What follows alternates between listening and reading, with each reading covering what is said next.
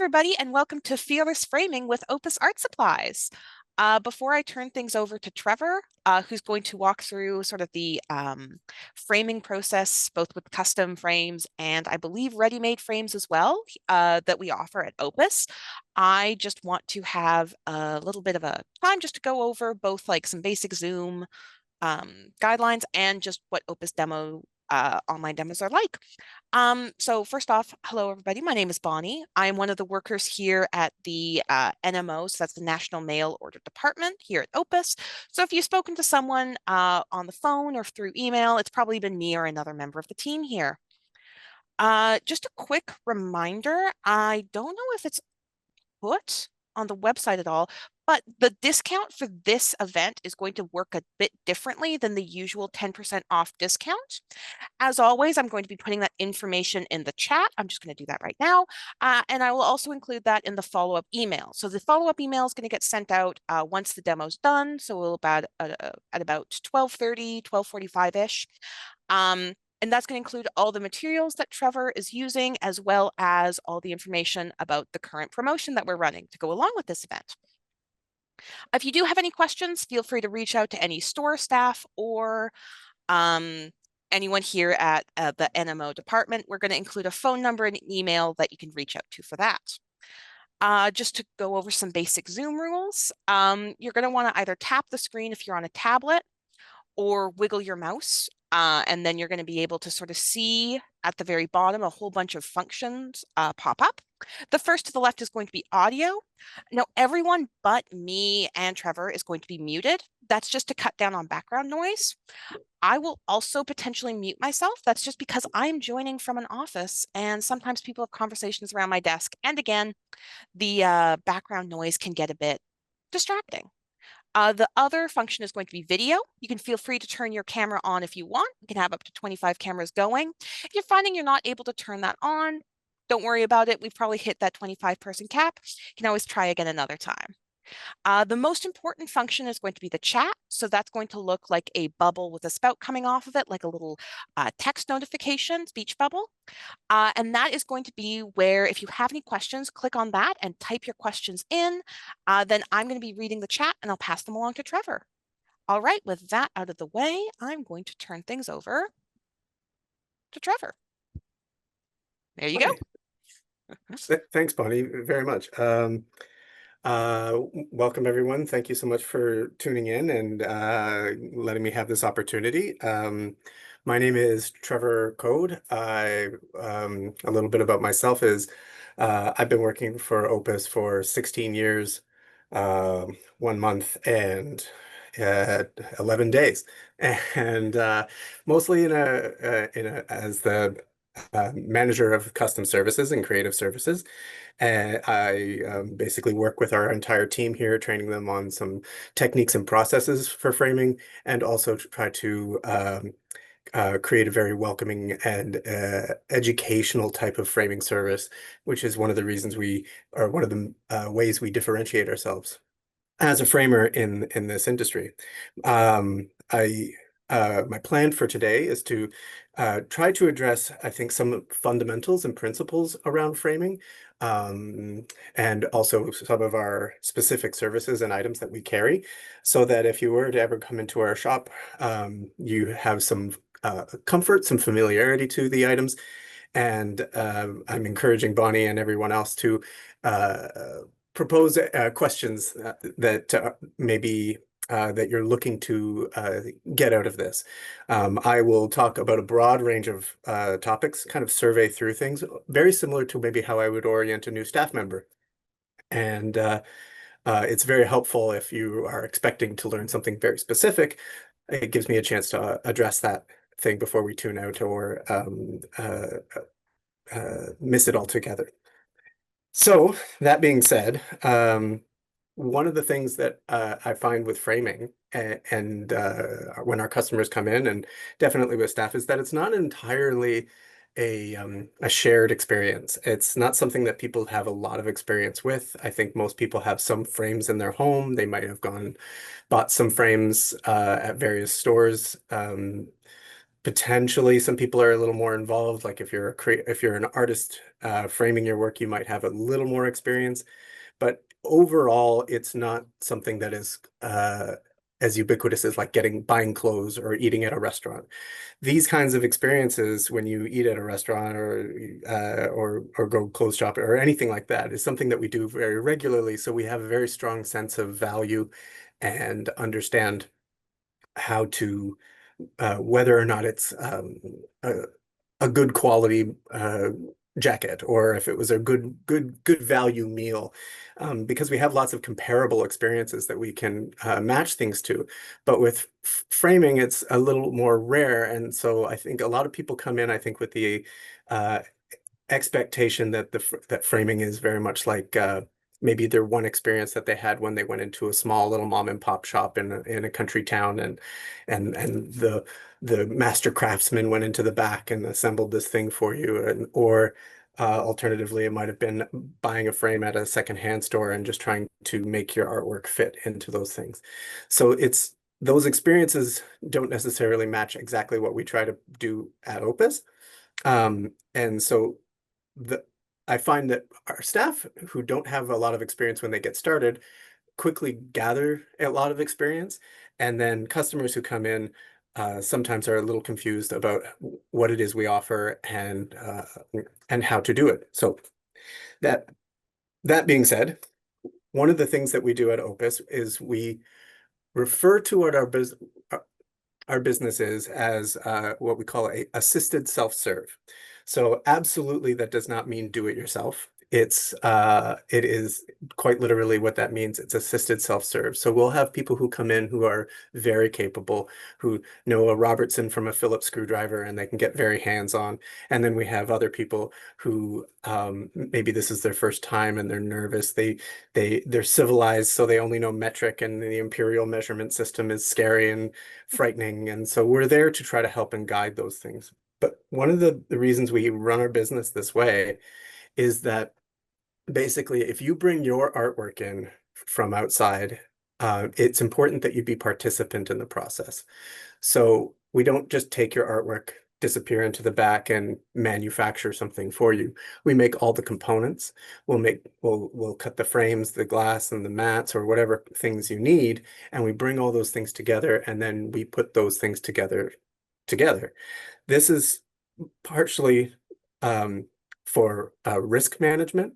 It's really in the best interest of your artwork and your experience that you be there and present and involved. You can guide how fast or how slow things are going. If things are feeling stressful and overwhelmed, then something's probably gone wrong, and we have an opportunity to try to fix it.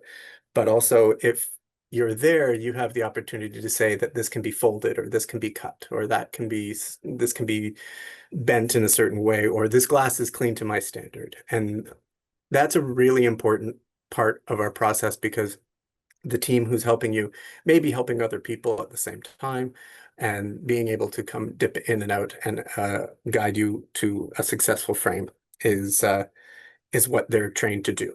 So So I was going to say, to that point, we do actually have a question about sort of like the kinds of custom frames we offer. In particular, we've got someone who's asking, do we do round frames at all? unfortunately, no, we can do round mats, but we can't do round frames. Round frames are either soaked bent wood and require a lot of craftsmanship to make, or they're molded out of plastic or something. Sometimes they're cut out of MDF and then have a plaster molding around it. There are lots of different ways to do it, but generally these days, they tend to be mass manufactured and molded out of resins and plastics for an affordable version. And for a high-end, more classy type of thing, you might find that it is cut out of a solid piece of MDF with lots of waste and then molded over top. So I will go through a survey of all of our different moldings, or all of our different ready-made frames, because I did see a chat there saying that they're not near an Opus, and ready-mades are their only option. There's some principles that you can carry with you, not just to our store, but to all things. I'm hoping that this is a very general, not just for Opus, but it's um, if you were to go into again, a mom and pop shop in a small town and grab some frames off the shelf, or heaven forbid, a Michael's or a Walmart or something like that. But the, the the the core philosophy generally to think about is that most people, I think, consider framing to be either an expensive chore at the end, like, oh, it's necessary for me to do, and it's all about presentation, making your artwork look nice. But there are really two philosophies behind framing. There's presentation and preservation. And if you think about some of the preservation principles, then everything presentation, the look of it, is arbitrary. So you can kind of cut certain corners or make compromises when it comes to presentation, and overall, nothing really changes in regards to how it's protecting your work. But if you cut corners in the preservation side of things, you may find that you've done something that you can't undo or may ultimately regret in the far future. At the end of the day, there is a spectrum to think about. There's basically at the low end, there's tacking something to the wall with thumbtacks. And on the high end, there's like framing for the Louvre, like a museum frame job. And pretty much everyone in this meeting is probably not here and definitely isn't here, or you wouldn't be tuning in. You're somewhere in the middle. And that somewhere in the middle has a lot of variables that you can pick and choose and make little compromises on. Those compromises can help reduce cost, but may also reduce quality in that how long your artwork is protected and things like that. But overall, what we don't want to do is the best thing that's for art. The best thing you can do to protect artwork is to lock it in a box and store it under a bed in a safe and never look at it. Air, light, moisture, all of these things are really kind of bad for artwork. But we want to look at it and we want to enjoy it and we want to like see the photos that we took and we want to share our paintings with people. So the first compromise we make when we are framing our art is literally just like not locking it away in a vault forever. The the basic philosophy around it is very similar to in medicine. Like with your artwork, whether it be a print or an original or photo, um, a, a knickknack that you're trying to preserve, some, piece of ephemera from a concert or anything like this, it's all the same, is that whatever you're doing with the frame, whatever is touching the artwork is the thing that you would really want to be the most precious about. Um, Everything that touches the artwork directly, um, ideally should be something that does no harm. So that would be like avoiding tape, like avoid sticking tape to something if you can, because eventually most tapes will leave some kind of residue, or maybe they'll leach acid into it, or they kind of rot and turn gloopy and end up with like kind of like a weird slime on them after many years. If you're packing something into a frame and the frame is made of like low quality paper materials like cardboard, newsprint, or questionably sourced MDF wood, and the artwork is directly touching those things. Again, the acids and the lignins and those woods and wood pulp materials are going to slowly leach into the artwork and cause discoloration, acid, and even material destabilization. So that's like basically when you see like a newspaper turn yellow and start to crumble, like it's the same thing that's happening when you peel an apple and you break open all those apple cells and the acid in the apple starts to eat the apple in front of you.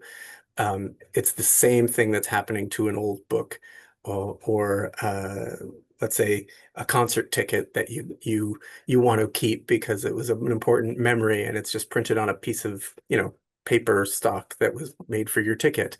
So those materials are turning acidic and breaking down, and everything that touches that piece of artwork can either encourage the breakdown or slow it down or try to prevent it from happening.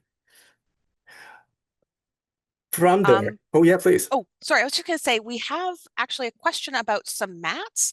Yeah, Leah in the chat is wondering that we don't really sell mats, pre-cut mats in the sizes that she's really looking for.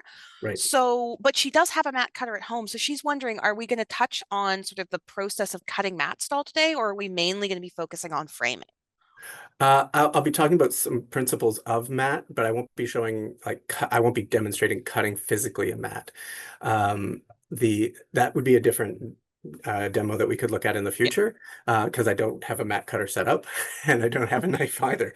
But there are some uh, yeah, tips and techniques. I mean, when it comes to mats, there are um, that's actually one of the areas I was going to leap over to because mats are the one of the things that directly touches the artwork. So I was talking about the poor end, lower end kind of materials. Matboard is first and foremost the underwear of the frame, or like it serves a purpose. Its purpose is to prevent the artwork from touching anything that could cause further harm. So artwork pressed up against glazing or glass, pressed directly up to it, um, the glass is a liquid and ink is a glue, paint is a glue. You stick those two things together, and then over time, you'll find that they become fused. And so it's not a question of if glass breaks, but when. And when that glass breaks, it may take aspects of the artwork with it.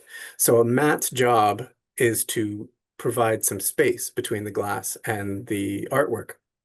And since it's present in the frame, then aesthetics come into play. So because you've got a mat that's providing a little bit of air between the artwork and the glass, why not have it look a specific way? Potentially, you might have a double mat or a specific color to be used. Mats are also used behind the artwork in order to prevent it from being directly in contact with whatever the backing material is. And there are varieties of different backing materials. Um, I think many frames come with us like a just standard corrugated cardboard, but then there are various other like foam core, whether they be acid free or regular. On camera, these white rectangles look boring and indistinguishable, but you'll find that a lot of framing materials will say acid free or archival or and so on. Um, Archival isn't necessarily a property of something, but more like a goal that we're trying to achieve. So something can be acid free, and that would be more archival than something that is pH neutral. pH neutral and acid free are sometimes used kind of interchangeably, but technically something that is acid free is something like a cotton mat. So you'll see those in things like high-end Bainbridge mats. We sell Peterborough mats. They're a Canadian mat board company, and they use pigments for their colors. So they're very stable for their long-term color.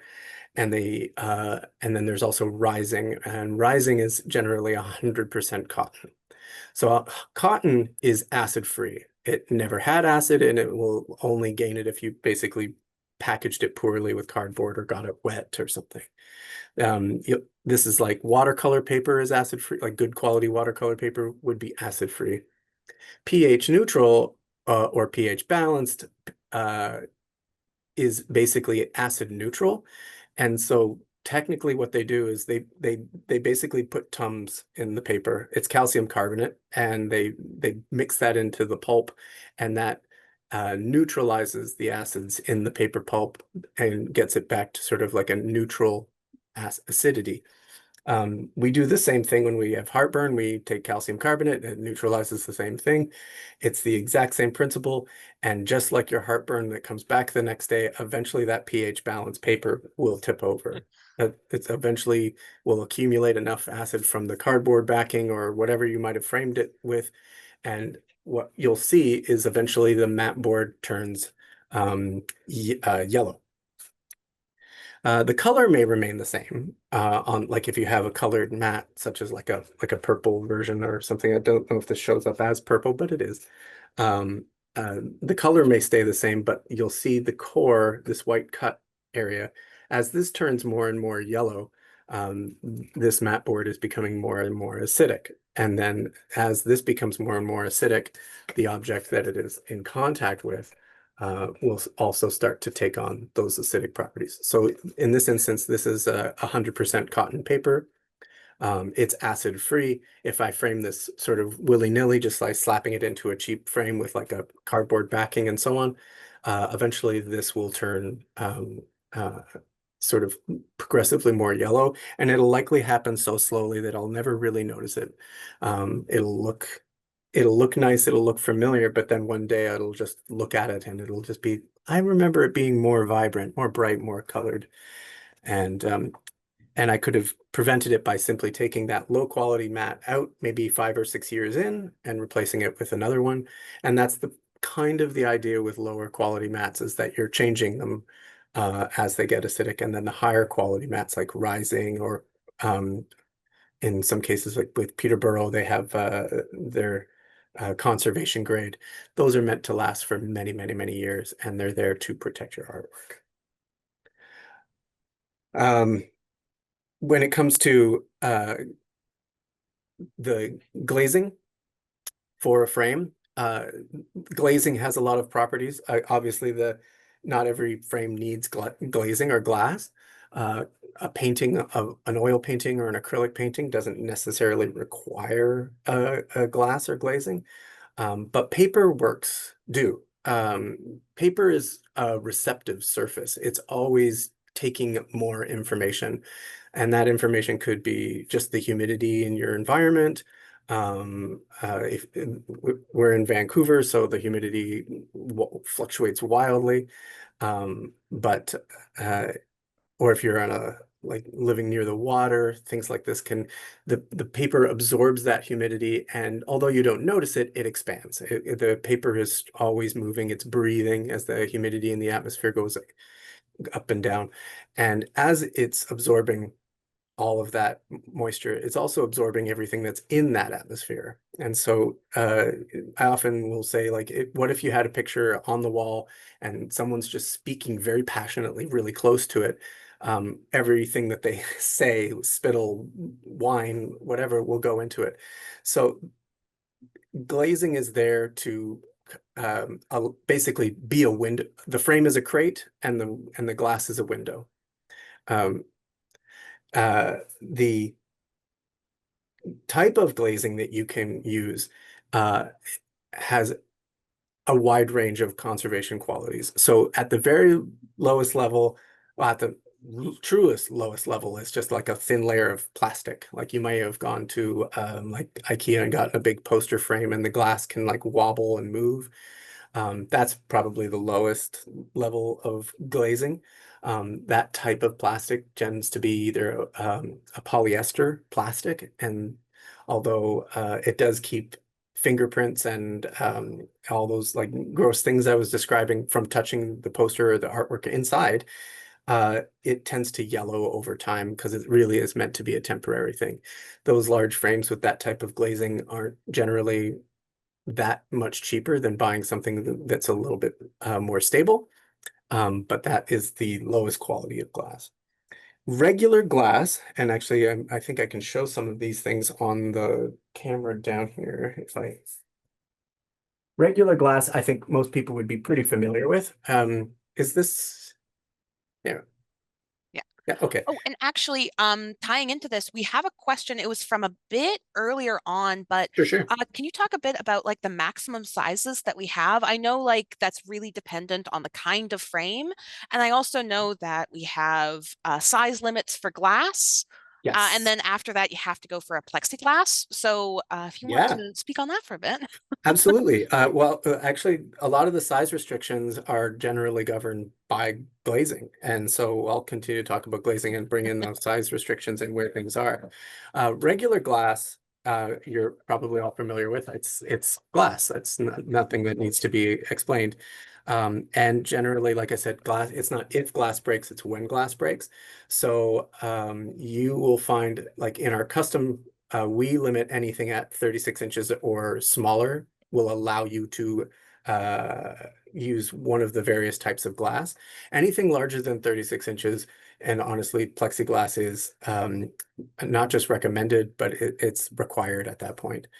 Um, Museum quality, like plexiglass has a lot of advantages in that uh it doesn't break, it's flexible, and uh it comes in a variety of, like, you can still get like UV protection and non-glare. Um, but good quality plexiglass, oh, let me rephrase that. Uh, Cheap glazing is almost always plastic, but plastic glazing isn't always cheap. A good quality plexiglass, basically a cast plexiglass or a frame grade plexiglass, is indistinguishable from regular glass. So if you're seeing kind of warps or distortions or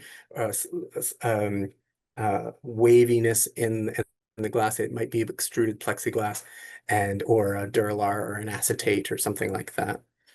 Um, our frame lines generally are have a variety of different sizes and ranges, 8 by 10, 11, 14, 16, 20. Common frame sizes like that are pretty ubiquitous.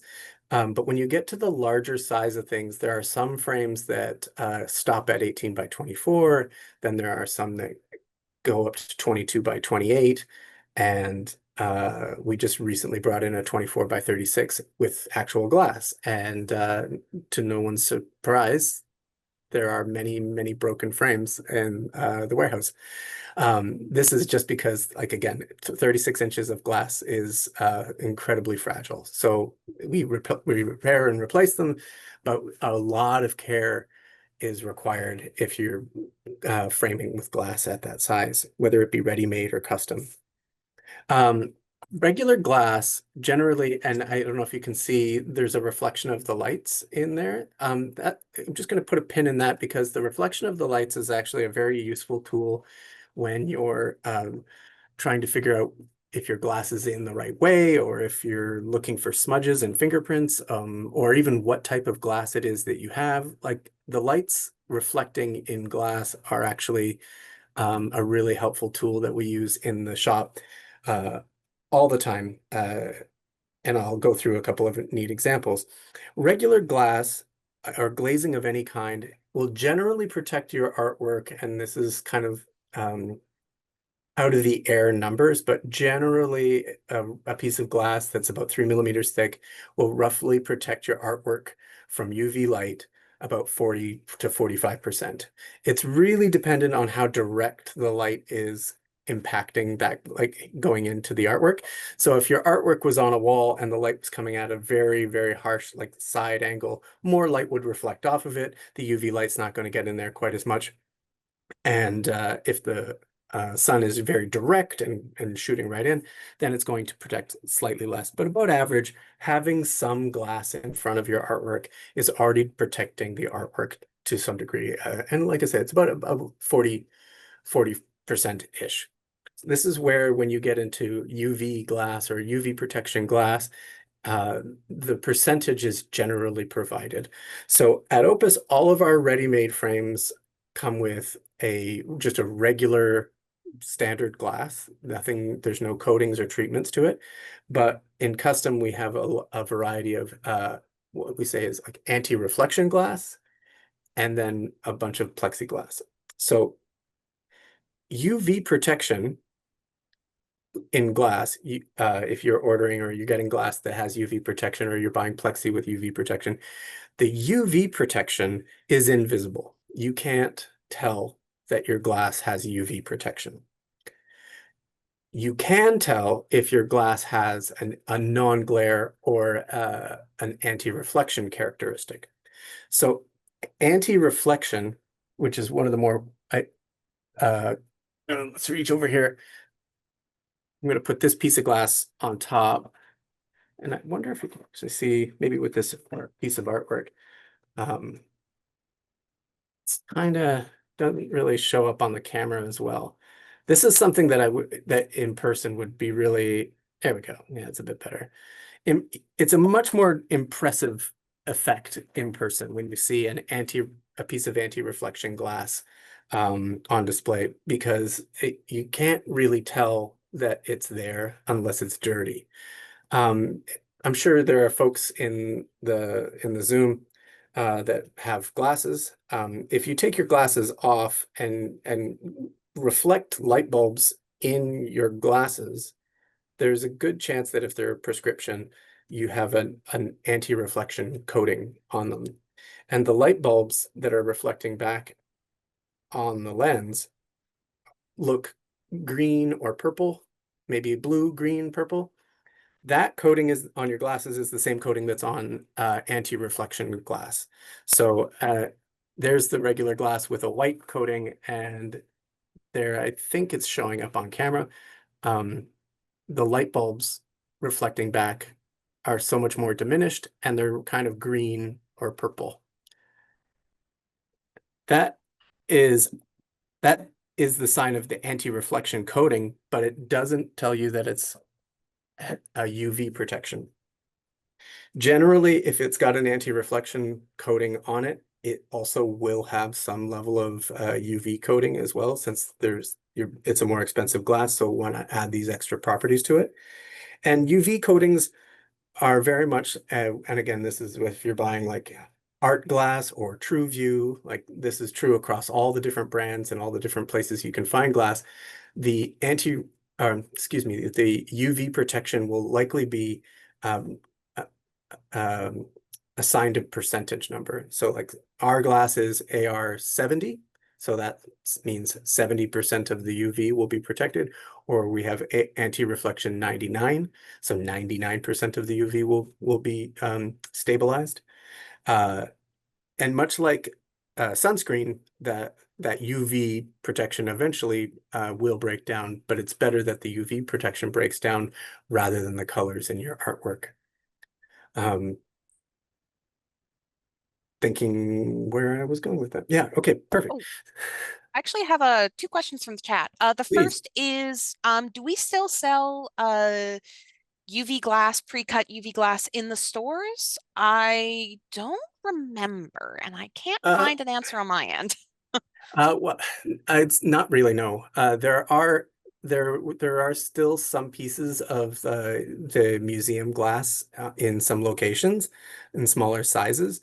So pre-cut off the shelf, not so much. The glazing that we have on the shelf is standard plexiglass and standard glass. And then our AR glass and plexiglass and those options, those are all custom. Um, the general price scale or quality scale uh, corresponds to the price scale. As you go up in quality, the price goes up as well. And it starts with regular glass, then AR 70 or anti-reflection 70, then regular plexi, then UV plexi, and then AR 99, and then UV plexi non-glare. So museum glass mean generally, if it's something's called museum glass or it has that descriptor, it generally means that it qualifies or it's meeting a specific museum standard. So that's a nice word generally that you can kind of trust. If it says that it's museum glass, you've got more than 99% UV protection and some kind of um, treatment that allows you to see the artwork a little bit better. So that treatment could be the anti-reflection coating. It could be a non-glare coating, non-glare, and I'm not sure if this will show up. Uh, non-glare generally is, you'll see this in glass or plexi, and or you might hear it called matte glass or um, frosted, perhaps.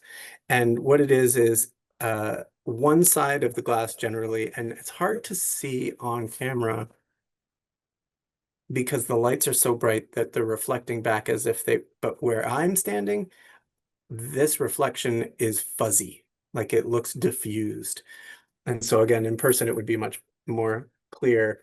Um, like that's a one-to-one reflection of the light bulbs because we're on the back of this plexi. And then when I flip it over, it looks on camera like it's a one-to-one reflection, but I'm afraid where I am standing and in the room, and if this was on a piece of artwork, it would look diffused.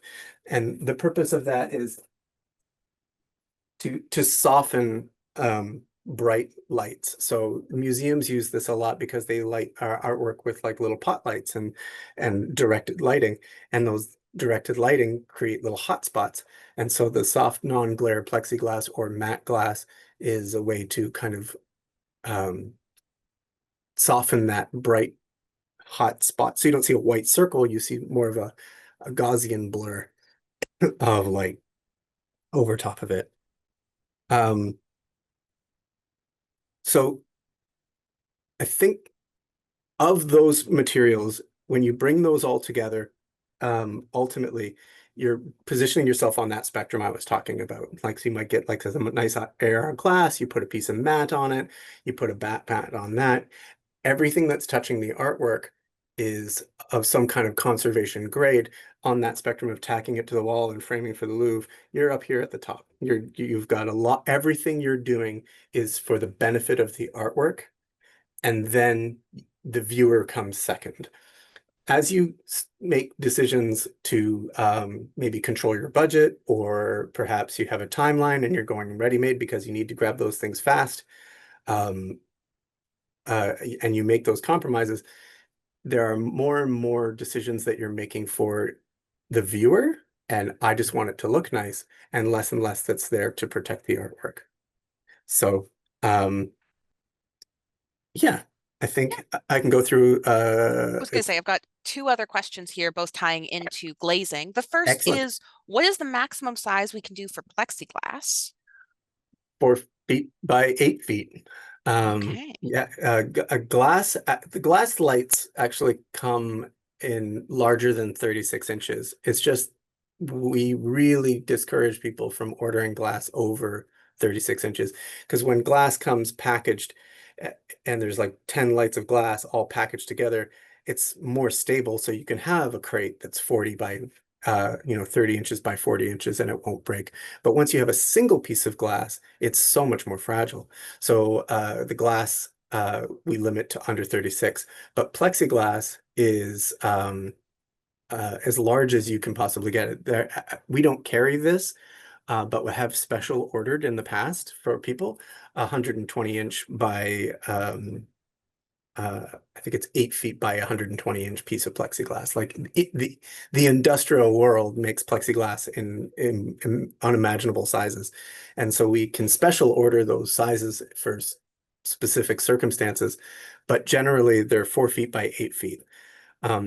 When thinking about frames like that, one of the things people are right now very often asking for larger and larger frames, and what's happening at the same time is I want a large frame, I want it to be as big as possible, but I really want a minimal frame. I just want a thin line. I don't want to compete with the artwork. There's this common sense or a common aesthetic that the idea that a simple frame uh, will be cheaper, or a simple frame will be enough to protect the artwork, but at the same time, it's failing to meet certain kind of physical requirements. So the thing with frames is that just because it can be made doesn't mean it really should be made. So when thinking about like really large things, the aesthetic of I just want a really thin frame, I want a really tiny, like minimal look. There are certain choices that would be better to do than others. I want you to consider, and I think I'm not sure if everybody can see Oh, this I one. will. There we go. Yeah. Okay, so this this is a very simple thin wooden frame. The It's held together by these two little pins here in the corner. Those pins are there to help secure the corner as when it's mitered, and wood glue is dries in there. Um, so this frame is a very thin, minimal look. That's something that somebody's going to ask for. But when you think about everything that you're going to be putting in this frame is going to be sitting on that bottom shelf. You'll be hanging the frame, and then this part of the frame is now acting as a shelf. So everything that's in there and all the weight is being held together by these two little tiny pins. So in this case, this frame will likely warp or distort, and at a certain size, let's say we were doing 4 feet by 8 feet or something really large, there are things called retainers that can be used. A retainer is quite literally just, here we go. It's just a piece of basic wood like this, and it's put into the frame as the back. The rule of thumb that I like to consider is that a retainer is your frame, and this is decoration. Essentially, what it does is it goes into the frame as if it's a second frame, and the artwork all goes in front of it. And so your artwork conceals the artwork goes there, and then in behind is all of that extra wood and support. That is the best possible process if you're doing very large or bulky things and you really want that thin, minimal aesthetic of just a tiny little outline. We have, here we are. Actually, this frame comes back to for an example. This is also a very thin, minimal black metal frame. This is one of the Opus metal exhibition frames. It comes in a large variety of sizes, including some of the largest ones we carry at 22-28. And what it has going on for it is this hard wooden backing and clips that secure it in all directions. So in this instance, you could put something very, very large in this because this wood backing is providing you some structural support, and these clips are holding it all together in all the directions. Whereas on a wooden frame on its own, you're going to be hanging it from here and all the weight will be sitting just on the bottom. And eventually you may see that it splits at the bottom. So thinking of how large things can go, not only are your glazing options kind of restricted or maybe discouraged, certain types of frames might also not be the wisest to go with. Obviously, the bigger and thicker and heavier the wood, the more stable the frame will be. It'll be stronger. It's like building a house. But at the same time, you maybe don't want, 4 inches of gilded molding when you have just like a little 8x10 or something. So you have to balance those two things about just to make sure that the frame itself doesn't break or warp or distort. Let's see here. Actually, in another trick to add some structure to your frame, if you maybe don't have the retainer or don't want the retainer, sometimes adding multiple frames together, not only does it create a kind of like a nice look, but here we go. So here we have, this is a linen liner. A liner visually works like a mat, like it creates sort of like a space around the artwork. A linen liner is a more traditional way of doing things. Whereas a mat has a purpose to protect the artwork from glass, a linen liner, unless glass is involved, doesn't serve a purpose. It's really just for aesthetics. What it can do for purpose is if I have a very large frame and it's very, very thin and delicate, and I put a linen liner into it, the addition of the extra wood makes that frame so much more stable.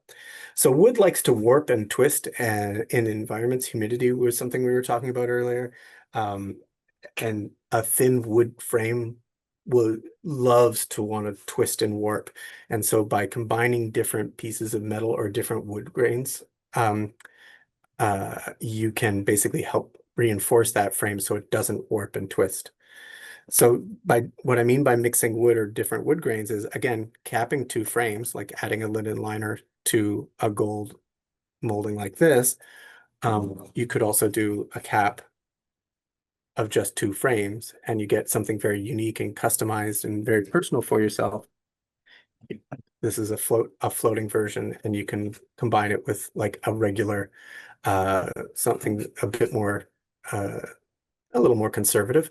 And then by bringing these two things together, you have something that again is maybe really aesthetically unique for your artwork, but it's also making your frame really, really strong because the addition of the addition of extra wood and the fact that wood grains are going in different directions means that when it tries to warp, there's a frame that it's going to be fighting against.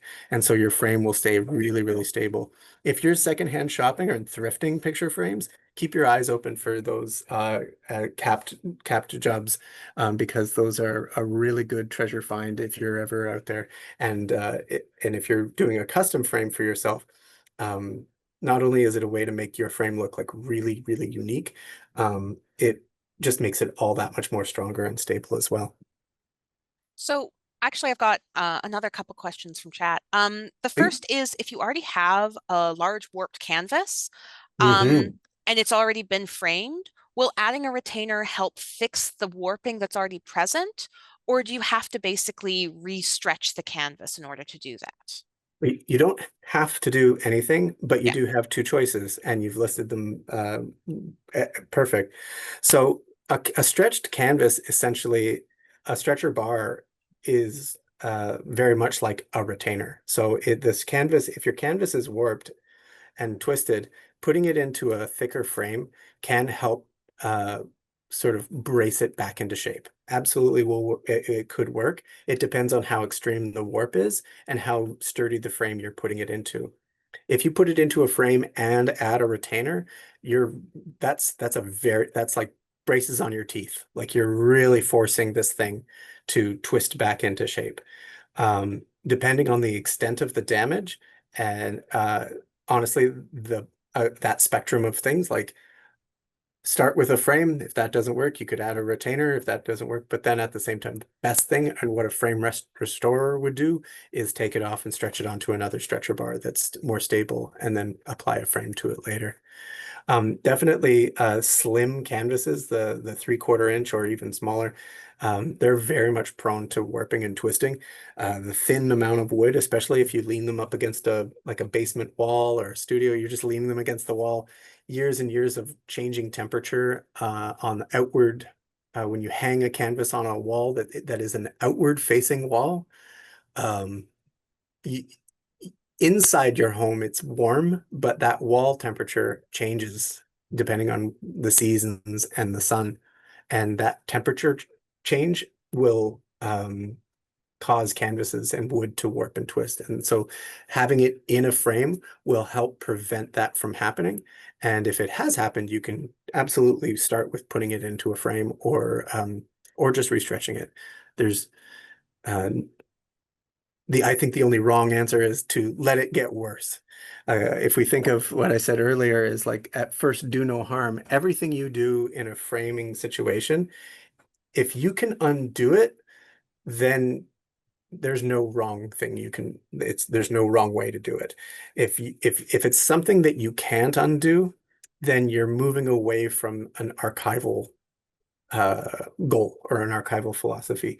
So using tape of any kind, there are acid-free tapes. There are framing tapes that are available um, that are better to use than not.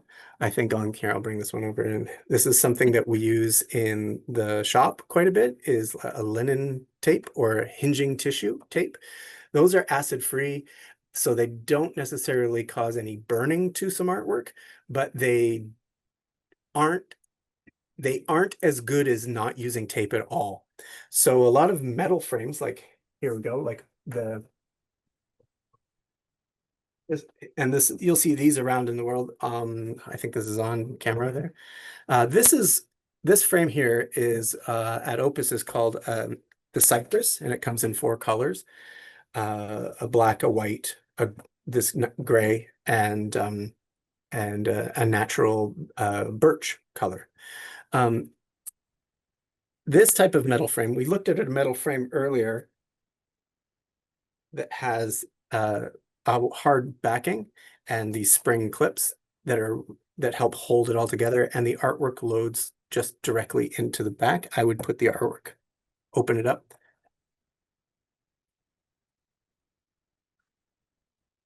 put the artwork into the frame, and then seal it up, and that might be with a mat or whatever.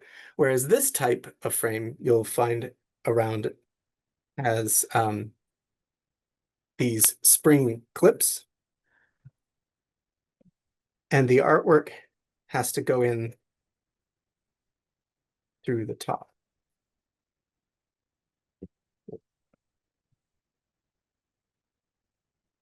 There we go. So metal frames like this are very common, and I think you can find them in lots of different places and shops. We have the Cypress, which is the one I just described, but then we also have a variety of like wood, like a wood front-loading wood frame that is designed like this. We have the Coho, which comes in sticks, just lengths of frame. So you make whatever size you want. You can buy like an 8 and a 10 and make an 8x10, or you could buy an 8 and an 8 and make an 8x8, and you buy them as they are in sticks. But these types of frames, you need to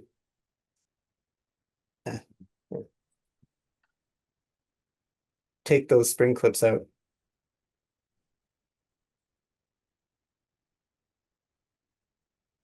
Okay. Yeah.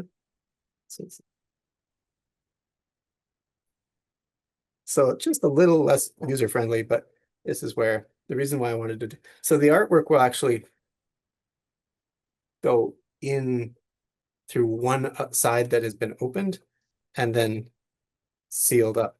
The nice thing about the Cypress at Opus is that it does come with a 6-ply archival mat and a coroplast backing, which is like corrugated cardboard, but it's plastic. It's inert and it doesn't degrade. So everything you put in the Cypress is very high on that conservation or archival spectrum I was talking about. It really does help.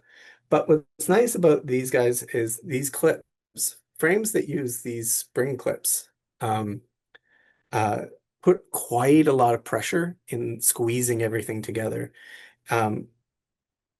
When your frame has a lot of pressure and everything is being squeezed together like that, it's very rare that you would need to use any kind of adhesive like tape. And so that's what I was saying is like, if your frame is something like this, you probably don't need to use tape to secure it to the mat, even moving it from the table to the frame. If it's very, very, very finicky and it's falling through the mat, then you make a decision. Maybe I'll use a nice gentle framer's tape, or I might use some tissue tape just to get that from place A and place B. But when you use tape, be conservative with it. Uh, the, the reality is that, like I said, there are better tapes, but there's no good tape, so to speak. The tape, even a nice tape, here's an example. I'll show this print. Oh, I think I'm frozen.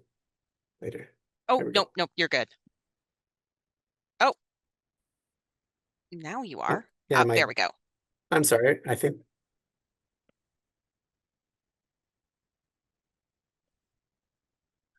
I'm afraid my phone or the table view camera may be frozen. Oh, Oh, yeah, there's just a long delay. I don't know what's happening. So please excuse me. I can show this. I can show it on the up visible or the base camera if you like. Or am I completely frozen? uh,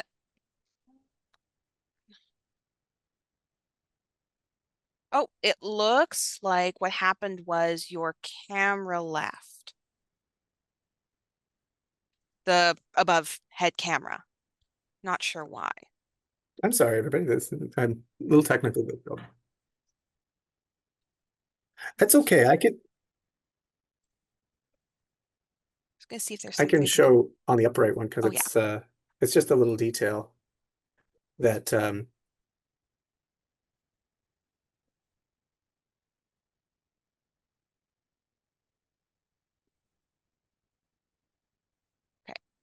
I've just turned off my camera just to preserve the stream. Ah, looks like your other one is back.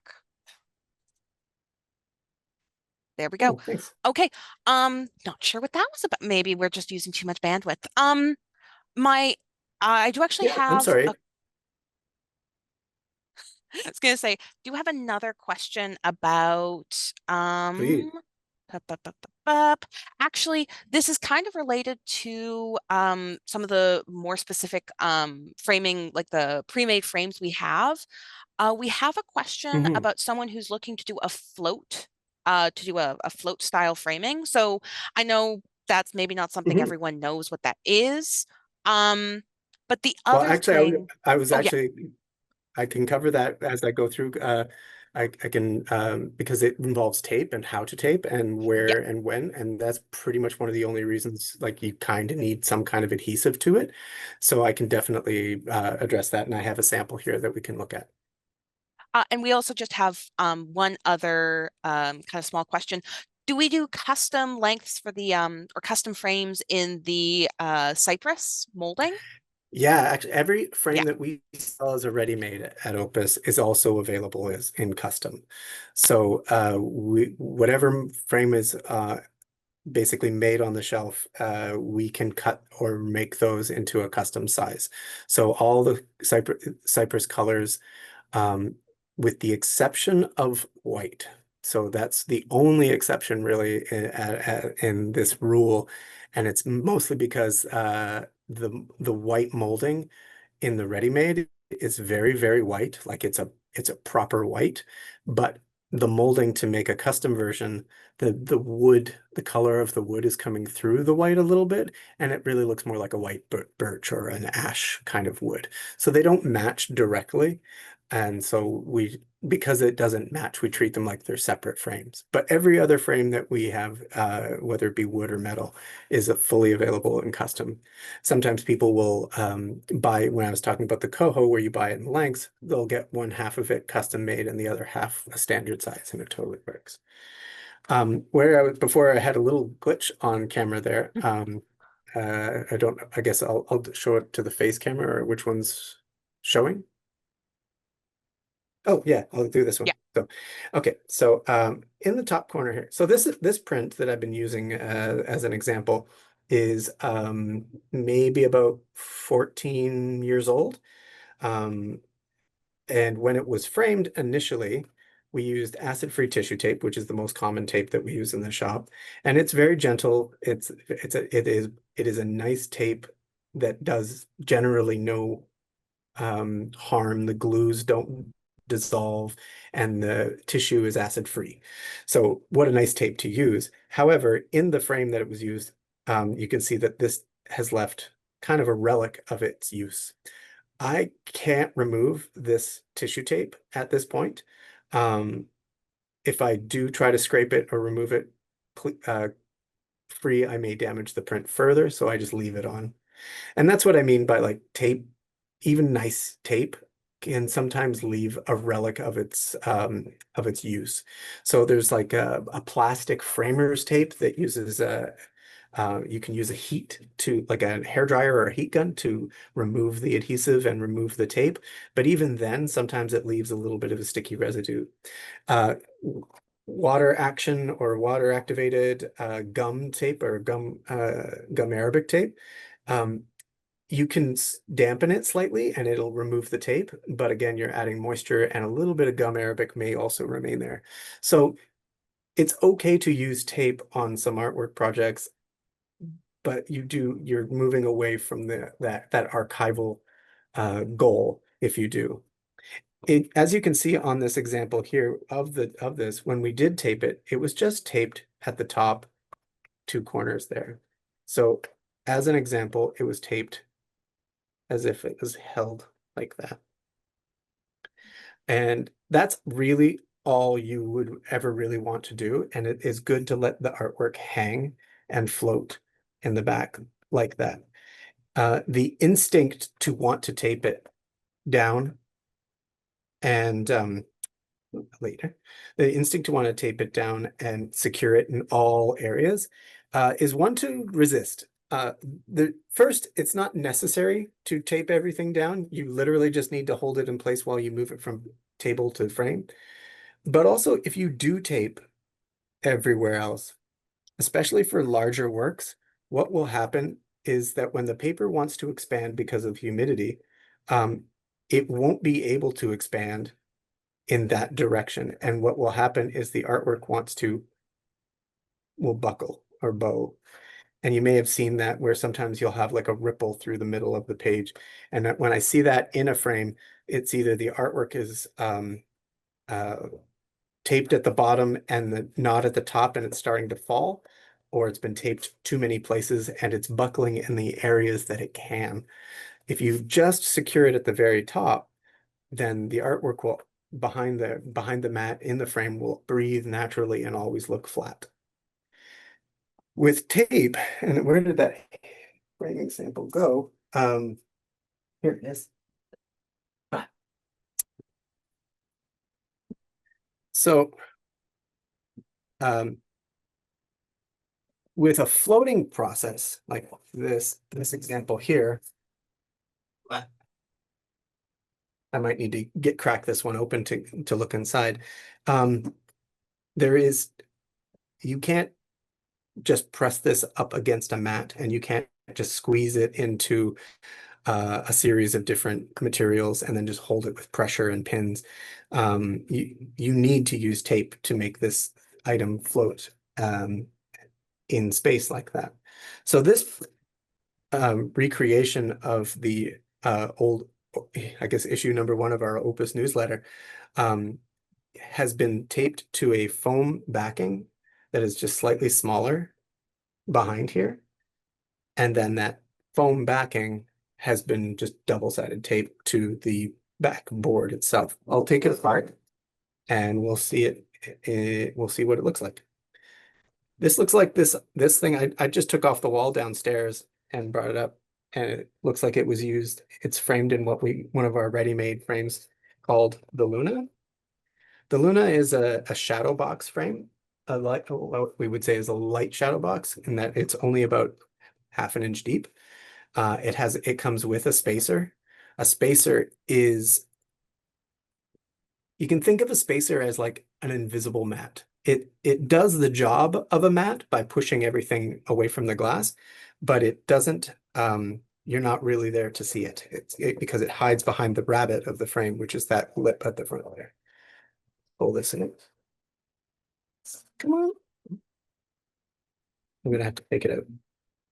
Upside down. Oh.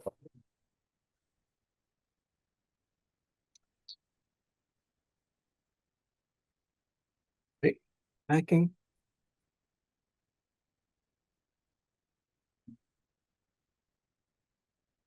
No. What did I do? I'm stuck. Good. Let's take a look and see what I did. Oh, I see what I did.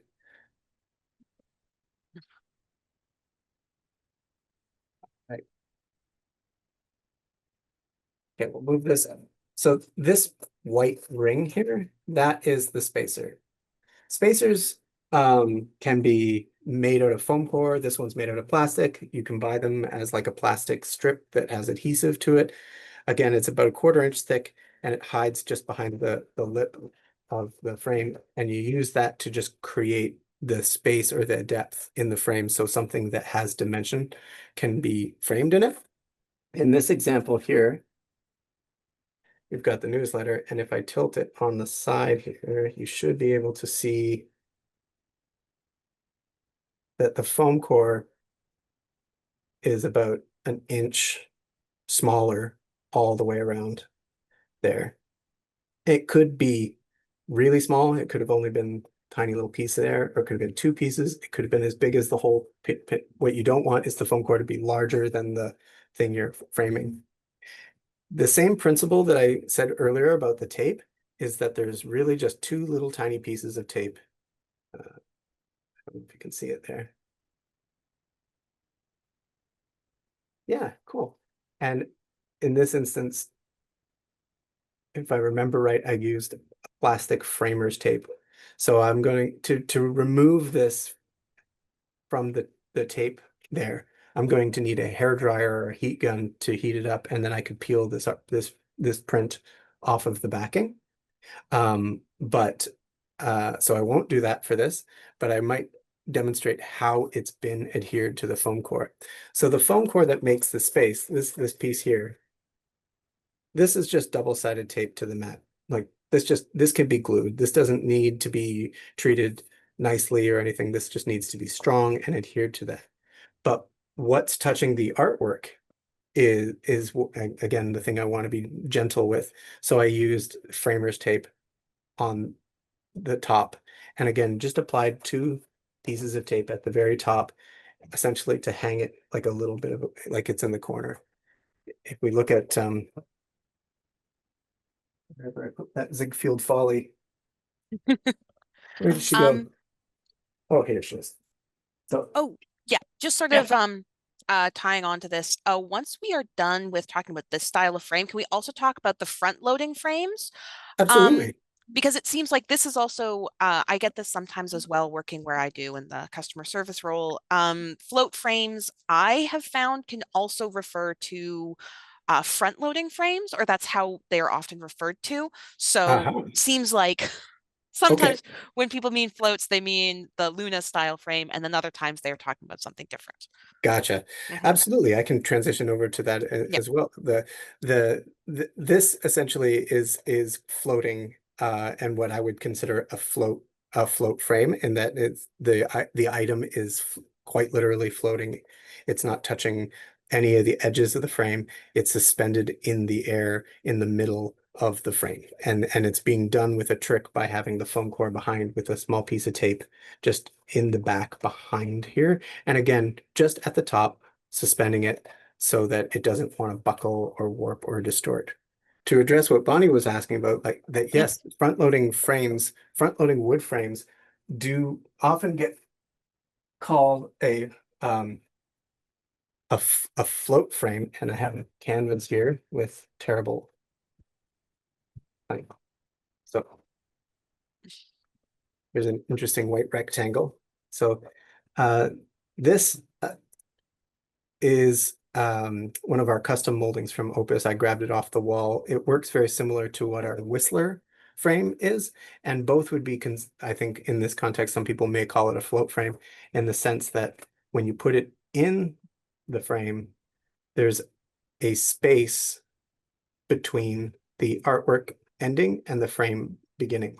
And that space is done with, like, in this case, with the wood tapering on a slight angle, or if there was a step here, like a little rigid step.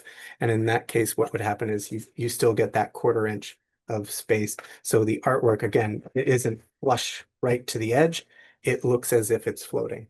So front loading wood frames, uh, we have as a ready-made option is the Whistler. It has the most variety of sizes, and they all correspond to some of the canvas sizes that we sell. But again, also are made custom. Yes. This is an example of a combination of things. This canvas print is actually is recessed into a float frame very similar to this one, and then has another frame wrapped around on the edge. So essentially, this canvas is inside the float frame, and then the float frame was reframed in order to give it a different look and a bit more natural. And then as such, the print is fully visible. There's no overlap. The 1/4 inch doesn't cover up part of the image. And for paintings and canvas prints, it's sometimes nice to be able to see partially the edge and have it feel like it's kind of continuing on into space.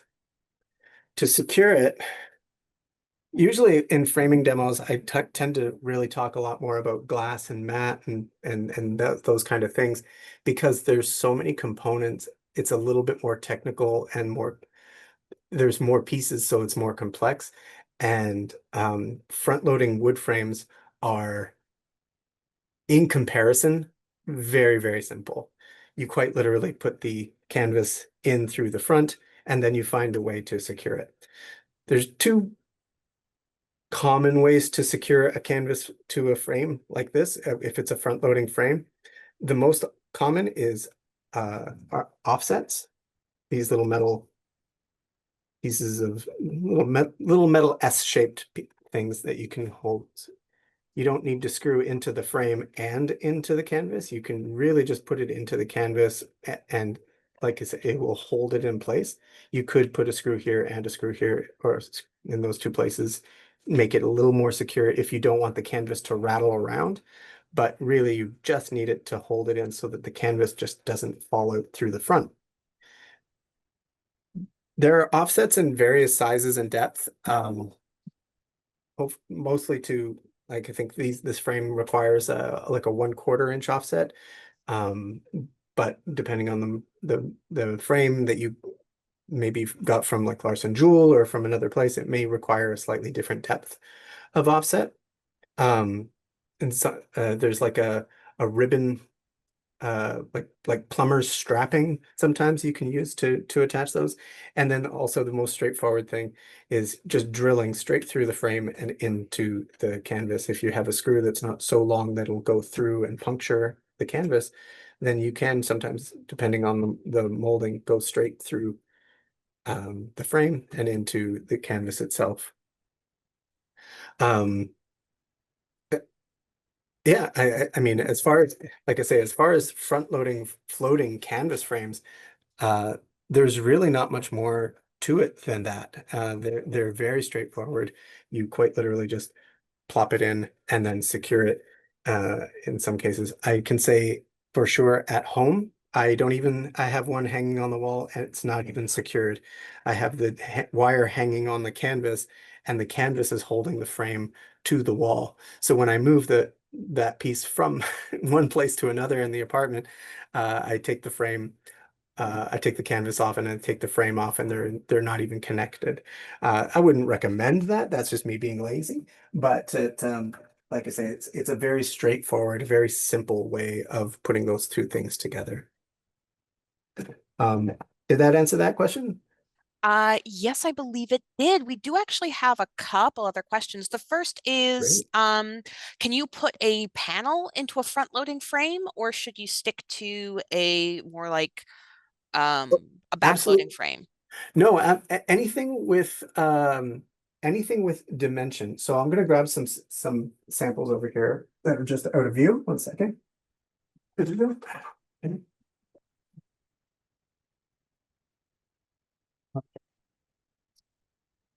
So,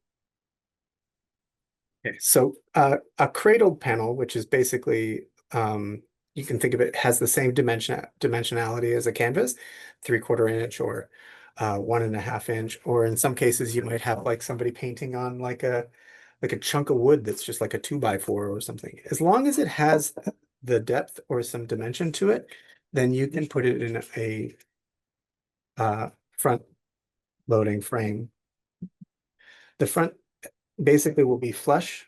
I've got a slim sample here in my hand, but for me to use something deep, I would need a deeper frame. So the front loading frames tend to correspond to the same thickness of canvas and panels. So if your canvas has like a 3/4 inch depth, there's a front loading frame for 3/4 inch. If your canvas or panel has 1.5 inches deep, then there's a front loading frame that goes 1.5 inches deep, so that there's always one that corresponds. When people are talking about canvas panels, they're often referring to something like this, like these thin hardboard canvas panels or linen panels where there's a painting surface stretched over a very thin. Plein air artists use this quite a bit. This isn't really best used in a float frame because, as you can see, it kind of sinks all the way to the back, and there's not really a convenient way to secure it. As you can see, like with the example I showed earlier, there was a screw going into the canvas, and I wouldn't be able to screw into this kind of panel.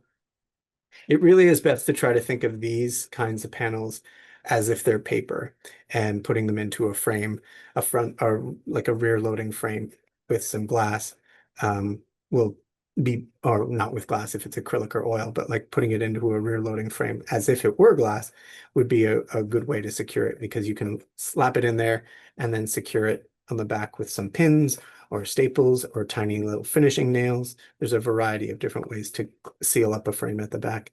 And so these types of panels would be best used there. If you really wanted to put it in a float frame like this, you may need to pad it out a little bit. And what I mean by that is taking something like foam core or a canvas or even some stretcher bars, something that has the thickness that you need, and put that in. Let's do it twice. So like taping or gluing some foam together, getting some 1/2 inch foam, putting that down, and then again, you're just like layering tape and tape and glue and tape and glue, and maybe just stacking foam until you've got the thickness or the dimension that you need to have this canvas panel sit flush in the floating frame. All of that effort to kind of MacGyver and make a floating frame work for something that it's not designed for is isn't a bad thing. Again, I would say first do no harm. If you're gluing everything together, your your canvas panel is now being stuck to a bunch of foam core. It's not the end of the world, but it's a lot of work and effort where you could just as easily have put it into a rear loading frame that corresponded to its size. Um, yeah, so actually, and about the panels in particular, the canvas panels, we have a question about, oh, let me see if I can find it. When you're doing any sort of framing, actually, this could be more like a cradled panel or a cradled canvas. Mhm. Um, when you're framing that, there's often there's one person who's complaining about like light leaking from behind. So sort of there being a gap between the frame and the canvas, and that's sort of letting light or air shine through, which is sort of distracting from the piece itself. Oh, interesting. I'm having a hard time visualizing what that could be. If the artwork is doesn't correspond to this frame size by a margin of an inch, I could see um, especially if it's a rear loading frame like this, and uh, and then the artwork coming through, and let me find that panel. Nice and Yeah, so dark. the same user is basically saying it's when you're using a thinner panel and risers in a float frame. And risers. Oh, I Mhm. see. Yes. Yeah, I think like, yeah, the thinner panel in a float frame, again, like it's not, they're not designed to work together. Like the float frame really is using, um, is meant for things that have depth. And so modifying one of these panels to make it have depth, um, if it has, if I had foam, opaque, like 3 or 4 layers of foam stuck together to create a 3/4 inch lift off of this frame. Um, I'm having difficulty seeing where light would get through, because I would be making it fully opaque. Like there'd be basically the foam would be as the same size as the canvas, so it would be corresponding to that thickness. Essentially, it would be as if I stuck this to this and then put that in there like that. Which is something I have seen people do, is just take stretcher bars and glue this to the stretcher bars and then create a kind of like a uh, jerry-rigged stretched canvas, to be able to present this in a float frame. In all cases, it's it's craftsman. It's that's a way of, like, it's not a wrong thing. You're not ruining your artwork, but it is definitely trying to make use of materials that don't um, that aren't made for each other. It's not the it it's not wrong, but it's I don't say it's not wrong, but it's not right. It's just that it's you would get a better result using different materials that are kind of meant for each other. And like I said, the improvising and jerrying because you've got the frame and you've got the panel and you want them to go together, then that's what I mean. You're an artist. That's definitely an artist problem. I want these things to work, so I'm going to make a way to make it work. So essentially, if it's stuck to something that's opaque like this, I don't know how, and this might be something to show me a photo and I might be able to see it a little bit better, but I can't see how if it was opaque and is made the same size that light would get through.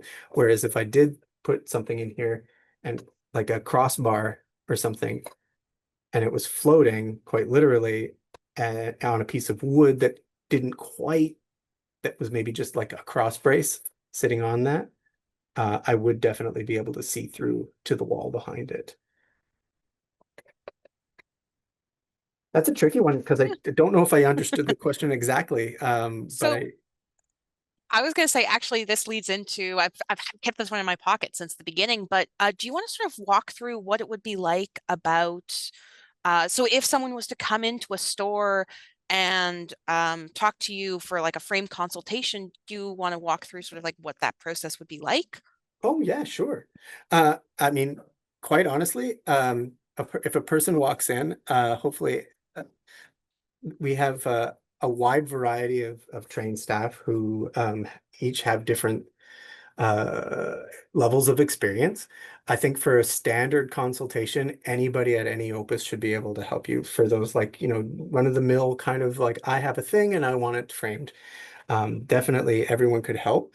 But also there are a number of people at all locations who have various levels of years under their belt, have seen certain challenges or problems. So for people who have those kind of unusual circumstances or situations that pop up, we as a company are really good at, I know that like people from North Van call other departments and say, hey, I've got this weird situation and I don't know what to do.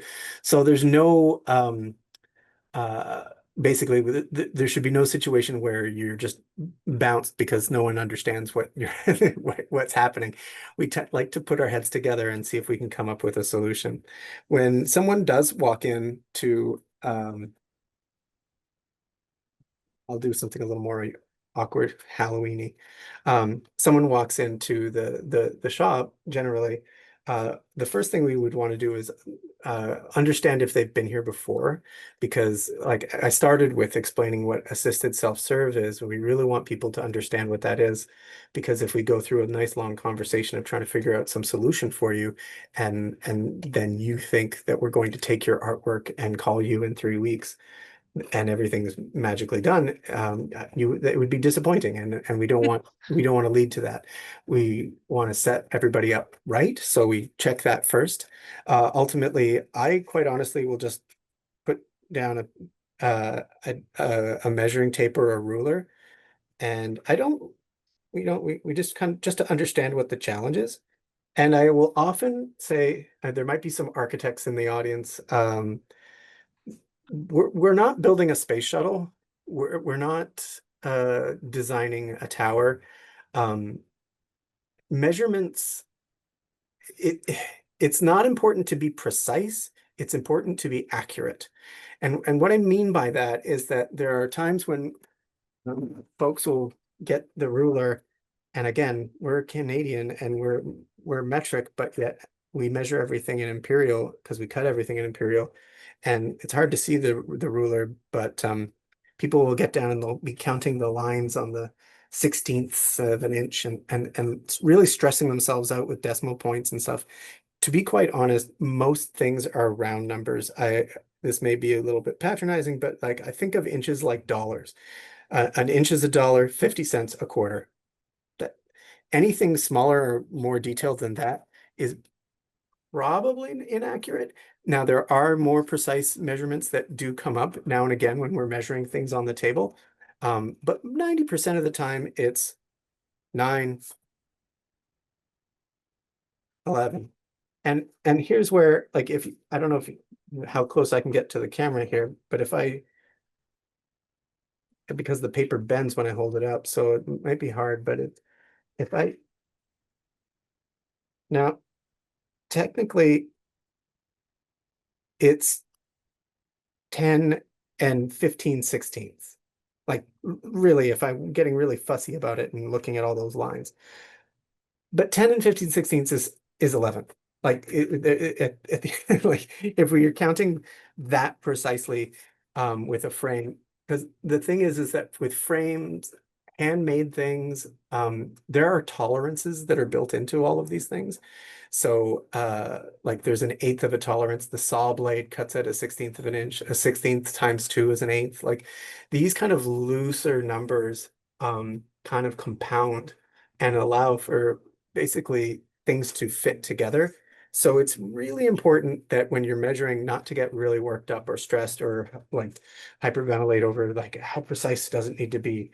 It's it's nine-ish, like mostly nine by like basically 11.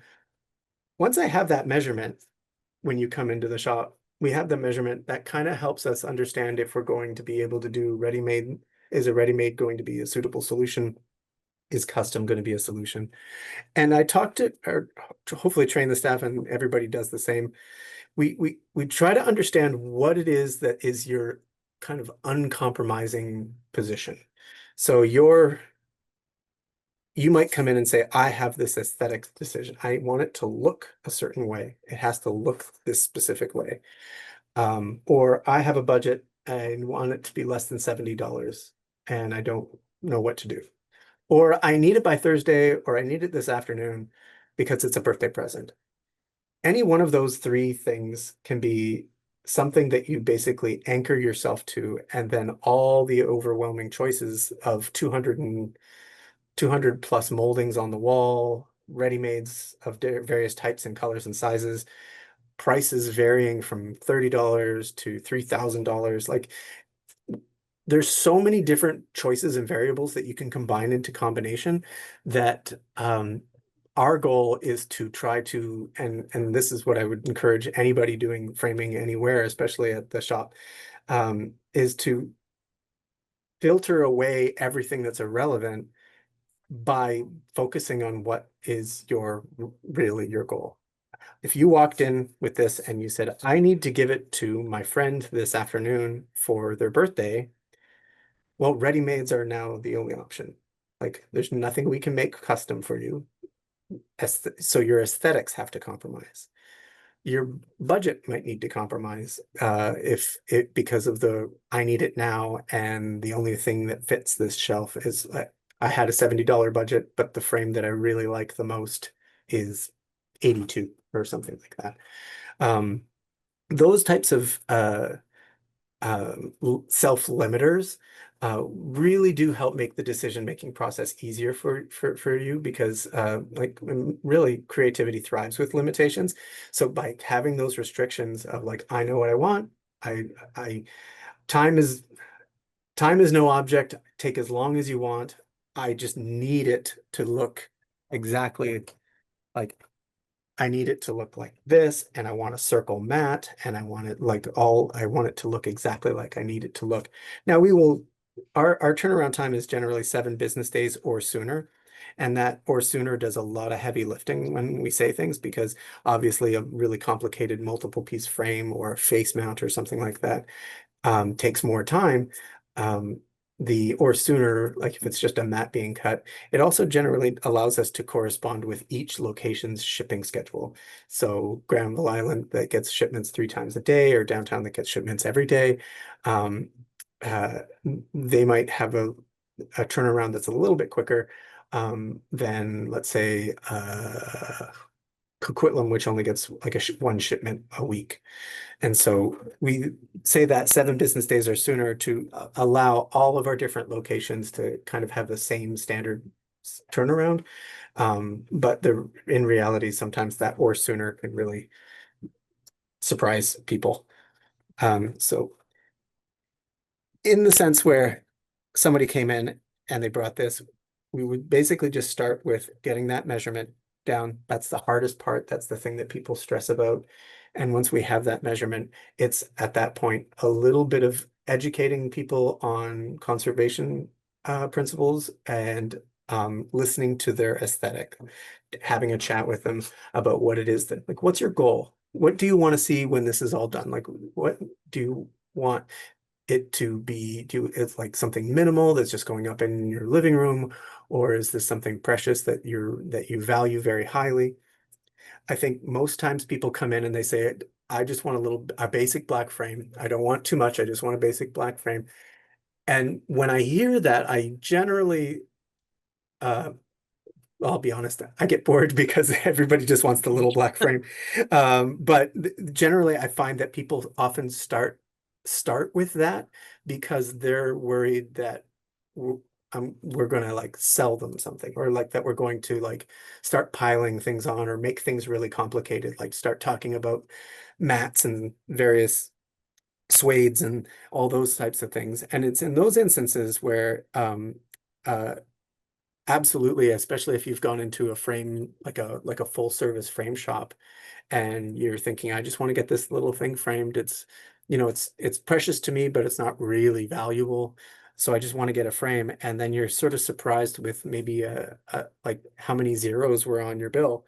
Um, those types of things, like when on that spectrum of tacking something to the wall and framing for the Louvre, if you take it to a frame shop that is very serious about what they do, they don't want to compromise at this level. They take their their crafts seriously, and they understand why these archival materials exist, and they want you to have those materials. And so the the price tag that comes along with those materials can sometimes be a bit winding and surprising. But the reality is that not every frame job needs to be at this level, and yet you can make little compromises where it's not necessarily um, garbage or damage, like terrible. There's something in the middle, something where it's still, you're using a conservation mat instead of a museum mat. You're using regular glass instead of anti-reflection UV glass. You're using foam core or coroplast instead of a back mat.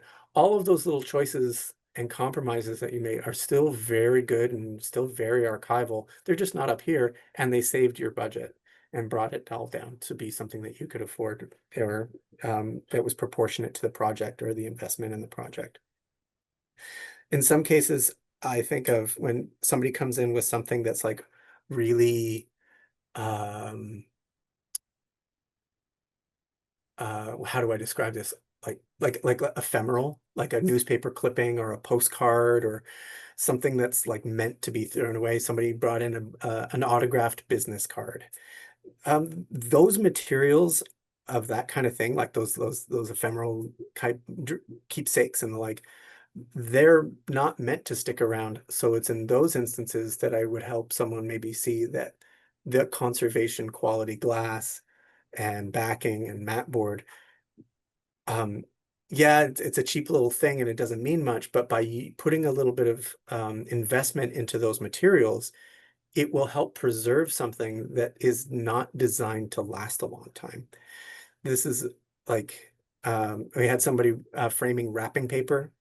Um, again, like news clippings, like these are old things that are breaking down. And so those are areas where putting a little bit more investment and educating a customer about why they may want something a little nicer for this. But then somebody also coming in and framing a collection of keys, or uh, vintage video games or things like this. The opposite is true. Now, all of a sudden, you're bringing in something that's kind of been built and designed to kind of withstand like the end of the universe, like plastics and like things like that. Well, you don't need to be so fastidious about your conservation and your materials because this thing is practically invincible. So why not, you know, you can save your money a little bit here or there. Um, it's it's making those decisions. I think like just kind of walking up when you come in off the street and you've got your artwork, and or you're just doing a consultation, we kind of will look at your project and try to guide it in those ways and help you sort of maybe see which things are you really you can't compromise on this. Like your frame is 40 inches by 60 inches. I know plexiglass seems expensive, but I assure you this is in your best interest. Like this is where you need to go with this project.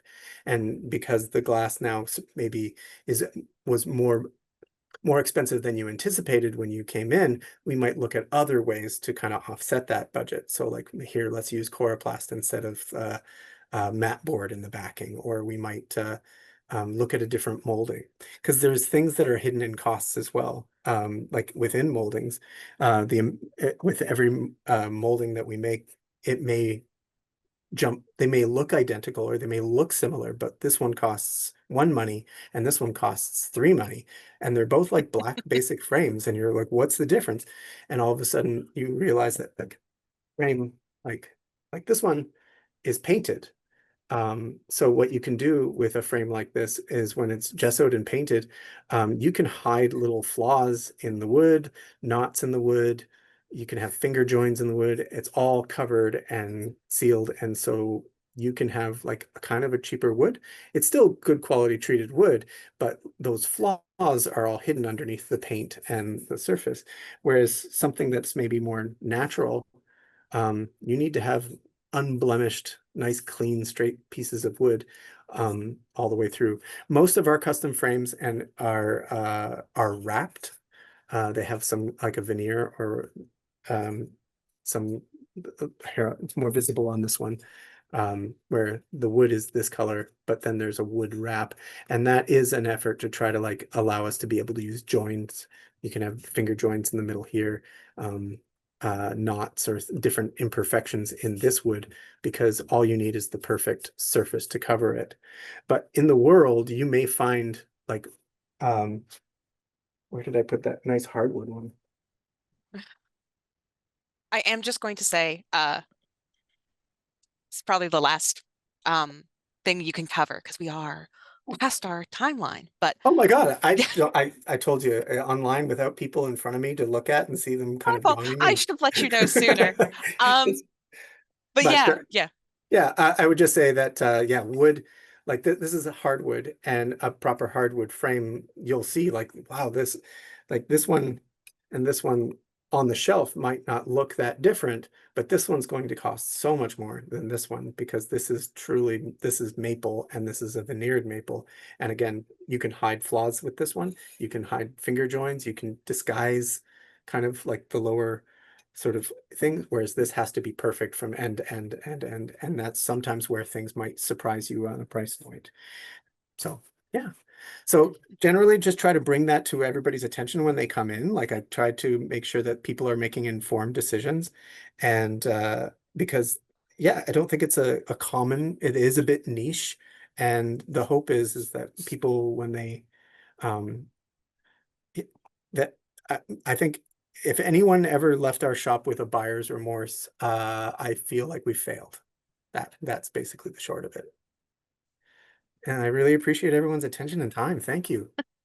I definitely want to add that if anyone has any further questions, the best thing to do is to either go in person to an Opus and ask staff or reach out to us. Like I said, we're going to include our phone number and email in the follow-up email. So send us an email, call us.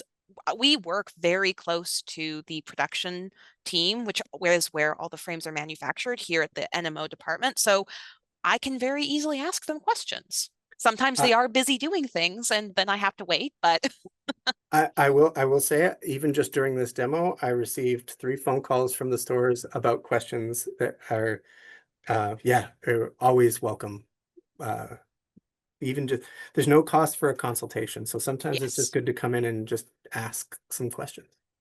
And actually, about that, I do want to also mention we have, I believe it's still ongoing, but I'm going to double check before I say anything. First of all, there is going to be the discount. So, again, it's not the usual 10% discount. We currently have a 50th anniversary apron that's going to come with any custom framing order while quantities last, but that's for any custom framing project of any price point. So, definitely, if you're looking to sort of experiment with that, Now you also get an apron. I believe we are still running a framing sale. Yes, Indeed. there is a $30 off Opus ready-made frames. So that's any of the ready-made frames we have. You If can get you, three or more, that's it. and they can be all different sizes, all different makes. You just need to get three of them. And then there's also 30% off custom framing, or up to 30% off. Yeah, it's Yeah, 10% on custom framing, but every store has got a special line of natural wood frames called Copenhagen. This line of frames is an additional 20% on that 10. So it's a 30% off this line of frames. They're very beautiful natural wood frames that's while supplies last. And then all other custom framing and your project is 10%. So that would include glazing and mats and everything else. thank you. Thank you so much for adding that extra support. I'll include both of those discounts in the follow-up email just so you can reference those as well. And I believe that's everything for me. Thank you so much, Trevor, Thank for all you. your time and attention during this amazing meeting. And have a wonderful Thursday, everybody. Yeah, thanks Okay. everybody. Bye, everyone.